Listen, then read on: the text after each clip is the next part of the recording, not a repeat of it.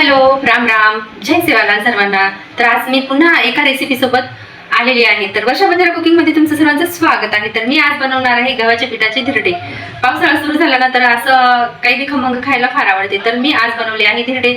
तर ही रेसिपी तुम्हाला आवडली तर तुम्ही नक्की लाईक करा, कमेंट करा, शेअर. तर चला वेळ न घालवता सुरू करूया आजची झटपट आणि चविष्ट गव्हाच्या पिठाच्या धिरड्याची रेसिपी.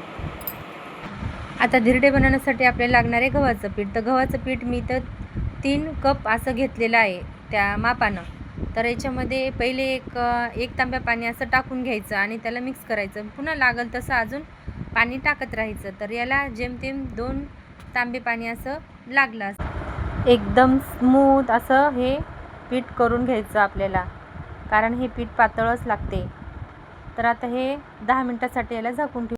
आता काय करायचं, 1 मूठभर कोथिंबीर घ्यायची, 1 मोठा चमचा जिरं आणि 5-10 अशा हे मिरच्या घ्यायच्या. त्या मिरच्या तोडून घ्यायच्या, त्याच्यामध्ये टाकून घ्यायचं आणि याच्यामध्ये 1 चमच हळद टाकायची, मीठ टाकायचं आणि पाणी टाकायचं थोडंसं आणि हे मिक्सरमधून अशी याची पेस्ट करून घ्यायची. आता हे पीठ घ्यायचं, याला 10 मिनटं झालं की थोडं मुरते. तर 1 मोठीभर अशी कोथिंबीर टाकायची. मूठभर कोथिंबीर टाकली की ह्या डब्यात थोडंसं पाणी टाकून पुन्हा ते पाणी हिसळून त्या पिठामध्ये टाकून द्यायचं आणि पुन्हा चांगलं याला मिक्स करायचं. तर आता ह्या मिक्सरनं तेवढं होत नाही मिक्स, तर काय करायचं, थोडंसं मीठ टाकायचं आणि हातानं थोडं मिक्स करून घ्यायचं बघा. तर हातानं मिक्स केलं की त्याच्यामध्ये गाठी वगैरे राहत नाहीत. एकदम स्मूथ असं पीठ होते आणि धिरड्यासाठी एकदम पतला आणि स्मूथ असं बेटर झालं की धिरडे एकदम छान होतात.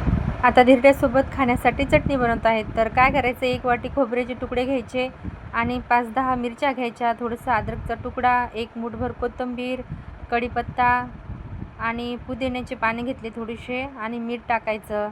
आणि याच्यामध्ये काय करायचं, अर्धी वाटी डाळवं आणि अर्धी वाटी म्हणजे छोट्या छोट्या वाट्यात दही घ्यायचं आणि हे पाणी टाकून याची छानपैकी अशी पेस्ट करून घ्यायची. आता ते एका मोठ्या वाटीमध्ये काढून घ्यायचं आणि त्याला चमच्यानं असं फिरून घ्या आणि एकाकडे तेल टाकायचं 1 उबळी, त्याच्यात 1 चमचाभर मोहरी टाकायची आणि ही तडका तयार करून ह्या चटणीवर सोडून द्यायचा. असा चरकन चटका बसला की चटणी खूप छान लागते. आता धिरडे बनवण्यासाठी मी इथं तवा घेतलेला आहे. तर हा तवा नॉनस्टिकचाच आहे माझा.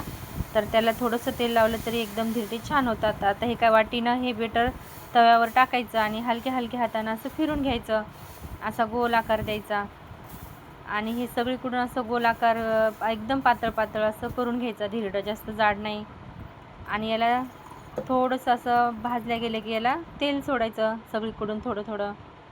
आणि आता ते भाजलं की लगेच त्याला पलटी मारायची आणि दोन्हीकडून असं आलटी पलटी करत त्याला छानपैकी असं भाजून घ्यायचं. तेल टाकायचं, असे एक एक करून सगळे धिरडे तयार करून घ्यायचे. तर पहिला धिरडा थोडासा चांगला होत नाही आहे आणि एकदा तवा परफेक्ट असा झाला ना, तर मग हे धिरडे खूप छान होतात. तर हे धिरडे प्रवासात आपल्याला कुठं जायचं असलं तरी पण बनवून नेऊ शकतो, नाश्त्याला पण बनवून खाऊ शकतो, जेव्हा आपल्याला आवडेल तेव्हा बनवू शकतो. तर कसे झालेत माझे धिरडे, एकदम लुसलुशीत, खूप छान झालेले आहेत. तर तुम्हाला कसे वाटले तुम्ही कमेंटमध्ये नक्की सांगा. एकदम लुसलुशीत असे झालेले आहेत, तुटत पण नाही आहेत आणि चिकटत पण नाही आहेत, एकदम मोकळे मोकळे छान झालेले आहेत. तर ह्या चटणीसोबत हे खायला छान लागतात.